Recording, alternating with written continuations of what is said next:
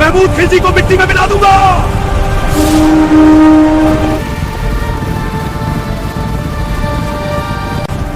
जल्दी नागौर के किले की मरम्मत करो। लेकिन महाराणा कुंभा से हमें कोई डर नहीं है। हनुमान जी की मूर्ति गांव साथ लेकर जाएंगे, कुंभलगढ़ दुर्ग के द्वार पर लगाएंगे और उसका नाम हनुमान पुल होगा।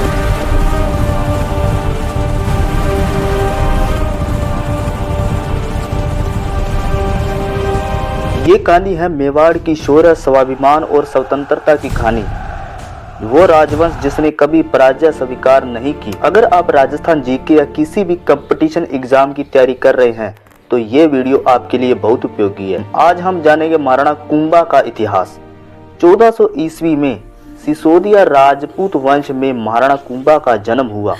महाराणा कुंभा के पिता का नाम महाराणा मोकल था और माता का नाम सौभाग्य देवी था, जो परमार राजकुमारी थी। कुंभा के दादा का नाम महाराणा लाखा था। मेवाड़ के शासक महाराणा कुंभा 1433 ईस्वी में अपने पिता मोकल की मृत्यु के बाद मेवाड़ का शासक बना। महाराणा कुंभा की प्रमुख उपलब्धियों में हिंदू सुल्तान अभिनव भारताचार्य कहा गया है।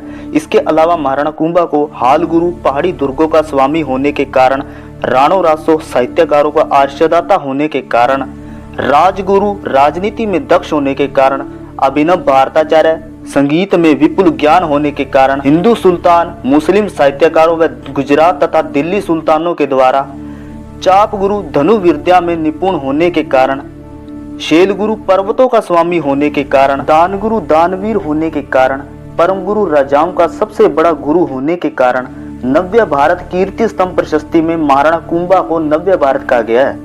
नादिकेश्वर अवतार नादिकेश्वर मत के अनुसार नाटक राजगर्ता, नाट्य शास्त्र का ज्ञाता होने के कारण, इसके साथ साथ महाराणा कुंभा को नरपति, अश्वपति, गणपति आदि महाराणा कुंभा की प्रमुख उपलब्धियां हैं। महाराणा कुंभा मेवाड़ की गद्दी पर बैठते ही कुंभा के शासन काल में प्रारंभिक कठिनाइयां शुरू हो गई।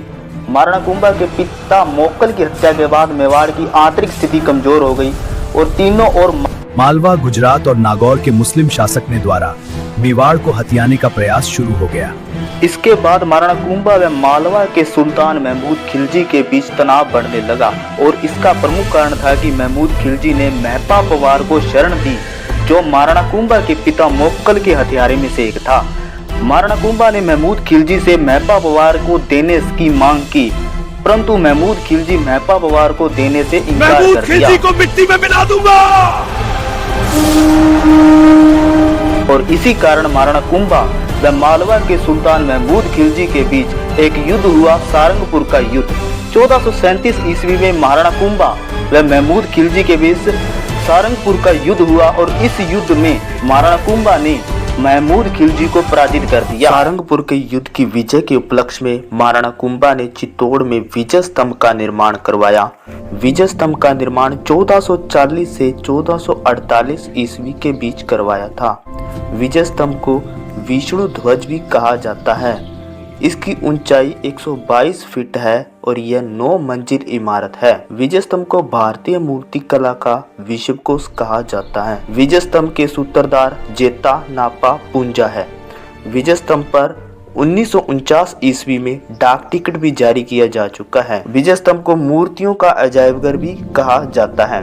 विजय स्तंभ की तीसरी मंजिल पर 9 बार अरबी भाषा में अल्लाह शब्द लिखा है। विजय स्तंभ की 8वीं मंजिल पर कोई मूर्ति नहीं है। विजय स्तंभ की 9वीं मंजिल पर बिजली गिर गई थी, जिसके कारण महाराणा स्वरूप सिंह ने इसका जीर्णोद्धार करवाया। अत्रि व महेश को अभिकवि कहा जाता है। विजय स्तंभ को आर.बी. व्यास ने हिंदू प्रतिमा का अनुपम निधि कहा है। कर्नल जेम्स टोड ने विजय स्तंभ को कुतुब मीनार से श्रेष्ठ कहा है। फर्ग्यूसन ने विजय स्तंभ को टार्जन के समान सुंदर बताया है। विजय स्तंभ राजस्थान पुलिस व माध्यमिक शिक्षा बोर्ड का प्रतीक चिन्ह है। कीर्ति स्तंभ प्रशस्ति विजय स्तंभ की 9वीं मंजिल पर उत्कीर्णित है।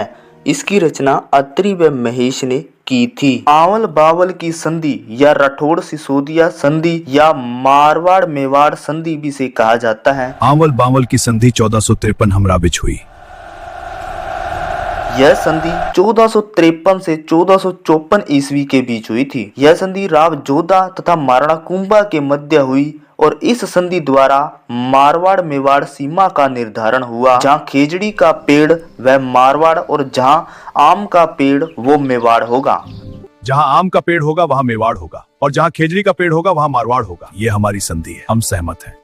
आल बावल की संधि मूल निर्धारण बिंदु सोजत पाली है। ठीक है, ठीक है। जोधा ने अपनी पुत्री श्रृंगार देवी का विवाह कुंभा के पुत्र रायमल से किया।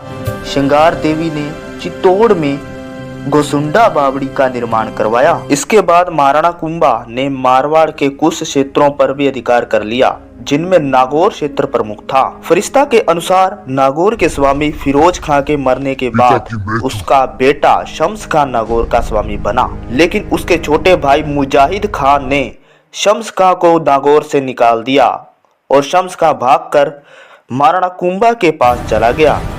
लेकिन महाराणा कुंभा पहले से ही नागौर पर अधिकार करना चाहते थे। या तो मुजाहिद खान बनेगा या हमसे उसे युद्ध करना पड़ेगा।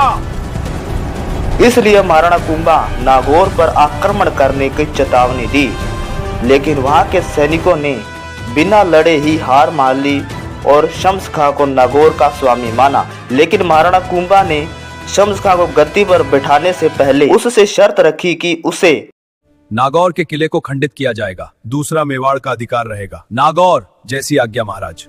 राणा की अधीनता के स्वरूप उसे अपने किले का एक अंश गिराना होगा। लेकिन महाराणा कुंभा के कहने पर भी शम्स खां ने किले को दृढ़ किया। जल्दी नागौर के किले की मरम्मत करो। लेकिन महाराणा कुंभा से हमें कोई डर नहीं है। अब्बास खान ने सभी शर्तों को मानने से इनकार कर दिया। मेरे होते हुए नागौर के किले की मरम्मत कैसे करवा सकता है? इसी कारण महाराणा कुंभा नाराज होकर नागौर पर आक्रमण कर दिया। महाराणा कुंभा ने किले को तोड़ दिया, अनेक गांवों को छुड़ाया और हनुमान जी की मूर्ति गांव साथ लेकर जाएंगे, कुंभलगढ़ दुर्ग के द्वार पर लगाएंगे और उसका नाम हनुमान पुल होगा। शम्स खां के खजाने से विपुल धन खजाना प्राप्त किया। महाराणा कुंभा अपने साथ हनुमान जी की मूर्ति लाए और उसे कुंभलगढ़ दुर्ग के मुख्य द्वार पर लगाया, जिसे हनुमान पोल कहा जाता है। नागौर महाराणा कुंभा के अधीन आ चुका था।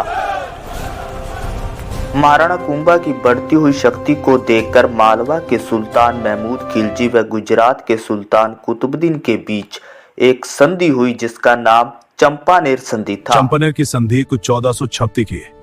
शांति स्वीकार पर चर्चा जरूरी है। ठीक है। यह संधि 1456 ईस्वी में हुई और इस संधि की मुख्य शर्त थी कि गुजरात के सुल्तान कुतुबुद्दीन व मालवा के सुल्तान महमूद खिलजी दोनों मिलकर चित्तौड़ पर आक्रमण करेंगे, लेकिन वे दोनों मिलकर भी महाराणा कुंभा को हरा नहीं सके। मालवा की यह दूसरी विजय के उपलक्ष्य में महाराणा कुंभा ने कुशाल माता का मंदिर बनवाया। महाराणा कुंभा ने चित्तौड़ दुर्ग में जैन कीर्ति स्तंभ का निर्माण करवाया। जैन कीर्ति स्तंभ जैन आचार्य जीजा द्वारा बनवाया गया था। यह 7 मंजिल इमारत है व 75 फीट इसकी ऊंचाई है। जैन कीर्ति स्तंभ प्रथम जैन तीर्थंकर आदिनाथ या ऋषभ देव को समर्पित है। राजस्थान में स्थापत्य कला का जनक महाराणा कुंभा को कहा जाता है। मारवाड़ में सर्वाधिक दुर्ग मालदेव ने बनवाए तथा मेवाड़ में सबसे अधिक महाराणा कुंभा ने दुर्ग बनवाए थे। वीर विनोद के ग्रंथ शामल दास के अनुसार महाराणा कुंभा ने मेवाड़ में 84 में से 32 दुर्गों का निर्माण करवाया, जिनमें से कुंभलगढ़ दुर्ग जो राजसमंद जिले में स्थित है, अचलगढ़ दुर्ग जो सिरोही जिले में स्थित है, बसंती दुर्ग जो सिरोही जिले में स्थित है, विराट दुर्ग बदनौर ब्यावर में स्थित है, बोमठ दुर्ग बाड़मेर में स्थित है, मचान दुर्ग जो सिरोही जिले में स्थित है, दुर्ग चित्तौड़गढ़ में स्थित है। चित्तौड़ दुर्ग चित्रांगद मौर्य ने बनवाया था, परंतु चित्तौड़ का आधुनिक निर्माता महाराणा कुंभा को माना जाता है। कुंभा ने चित्तौड़ दुर्ग की मरम्मत भी करवाई थी। महाराणा कुंभा ने कुंभ स्वामी मंदिर का निर्माण करवाया। यह विष्णु मंदिर है और यह पंचायतन शैली में बना हुआ है। महाराणा कुंभा ने अपनी पुत्री रमाबाई को जावर परगना दिया। रमाबाई को वाघेश्वरी भी कहा जाता है। महाराणा कुंभा अपनी पुत्री रमाबाई के विवाह के अवसर पर श्रृंगार चवरी मंदिर का निर्माण करवाया। बाद में इसे कुंभा के द्वारा 17वें जैन तीर्थंकर शांतिनाथ के मंदिर के रूप में बदल दिया। महाराणा कुंभा ने रणकपुर के जैन मंदिरों का निर्माण करवाया और इन मंदिरों का निर्माण महाराणा कुंभा के समय 2 भाई धरणक शाह व रत्ना ने इसका निर्माण करवाया था। इसका शिल्पी दीपक था। रणकपुर के जैन मंदिरों को त्रिलोक दीपक, घंटियों का मंदिर, स्तंभों का वन भी कहते हैं। रणकपुर के जैन मंदिरों के खंभों की संख्या 1444 है। महाराणा कुंभा ने मीरा मंदिर का निर्माण करवाया और इस मंदिर का पहले नाम श्याम मंदिर था। महाराणा कुंभा स्वयं अच्छे वीणा वादक थे और महाराणा कुंभा के संगीत गुरु सारंग व्यास थे। महाराणा कुंभा के प्रमुख ग्रंथों हम में संगीत राज ग्रंथ की रचना करेंगे, जिसका पंचभाग पाठ, गीत, नृत्य, वाद्य, रस, रतन को ये हमारा कर्तव्य है। संगीत राज संगीत का सर्वश्रेष्ठ ग्रंथ। इसमें संगीत की 3 विधाओं गीत, वाद्य व नृत्य का समावेश है। संगीत राज के 5 भाग है। पाठ्य रतन कोश, गीत रतन कोश, नृत्य रतन कोश, वाद्य रतन कोश, रस रतन कोश है। संगीत सुधा। आज हम संगीत सुधा, संगीत मीमांसा, सूर प्रबंध या सुधा प्रबंध ग्रंथ की रचना करेंगे। संगीत मीमांसा कामराज रतिसार कुंभा के काम शास्त्र पर लिखी पुस्तक। इसके 7 भाग हैं। सूड प्रबंध या सुधा प्रबंध कुंभा द्वारा लिखी गई टीका में रसिक प्रिय टीका है। यह जयदेव के गीत गोविंद पर कुंभा द्वारा रचित टीका। कुंभा ने संगीत रत्नाकर पर भी टीका लिखी। कुंभा ने चंडी शतक की व्याख्या की। कन्या व्यास, अत्रि, महेश मंडल, टीला भट्ट, सोमदेव सूरी, सोम सुंदर सूरी, जयशेखर, भुवन कीर्ति, आप सभी मेरे दरबारी विद्वान हो। महाराणा कुंभा के दरबारी विद्वानों में कन्या व्यास, जो कुंभा के सर्वश्रेष्ठ दरबारी कवि थे, संगीत शास्त्र के ज्ञाता थे, वह एकलिंग महात्म्य के रचनाकार थे। एकलिंग महात्म्य का प्रथम भाग रागवर्ण नाम से कुंभा ने लिखा था। सारंग व्यास व रमाबाई भी विद्वानों की श्रेणी में आती हैं। इसके अलावा अत्रि व महेश, ये दोनों पिता व पुत्र थे। कवियों अपनी रचनाएं संस्कृति हाँ विद्वान जिन्होंने कीर्ति स्तंभ प्रशस्ति की रचना की। महेश ने कुंभलगढ़ प्रशस्ति की रचना की। इन्हें अभिकवि कहा जाता है।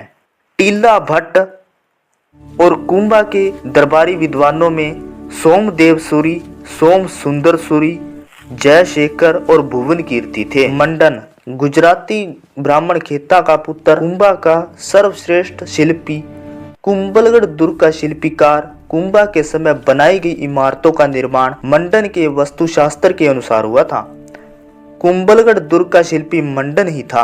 मंडन के प्रमुख ग्रंथों में राजवल्लभ, नागरिकों के आवासीय ग्रहों, राजा प्रसाद एवं नगर रचना का विशद विवेचन हुआ है। इसके 14 भाग हैं। दूसरा, प्रसाद मंडन देवालय तथा महल निर्माण संबंधी वस्तु मंडन व वस्तुकार, वस्तुकला का विस्तारित वर्णन है इसमें। कोदंड मंडन धनु विद्या संबंधी, शकुन मंडन शकुन व अपशकुन संबंधी, वैद्य मंडन रोग व उसके निदान से संबंधित, रूप मंडन व देव मूर्ति प्रकरण मूर्ति निर्माण और प्रतिमा स्थापना से संबंधित है। मंडन का छोटा भाई नाथा था और इसने वस्तुमंजरी ग्रंथ की रचना की। और मंडन का पुत्र गोविंद था, इसने कला निधि नामक ग्रंथ की रचना की। और इसके अलावा द्वार दीपिका, सार समुच्चय जैसे ग्रंथ की रचना की। महाराणा कुंभा के जैन विद्वानों में सोम सुंदर, मुनि सुंदर, भुवन सुंदर, सोमदेव थे। महाराणा कुंभा की पुत्री रमाबाई, कुंभा की पुत्री रमाबाई भी विदुषी महिला थी और इन्हें वागेश्वरी भी कहा जाता है। इनका विवाह सोरठ जूनागढ़ के यादव राजा मंडलीक से हुआ था। महाराणा कुंभा को अंतिम दिनों में उन्माद रोग हो गया था, जिसके कारण वे बहकी बहकी बातें करते थे। और एक दिन कुंभलगढ़ दुर्ग में मामादेव कुंड पर कुंभा के पुत्र उदा ने महाराणा कुंभा की हत्या कर दी। यदि आपको महाराणा कुंभा के इतिहास की वीडियो पसंद आई है तो कृपया चैनल को सब्सक्राइब करें, लाइक करें और शेयर करना न भूलें। धन्यवाद।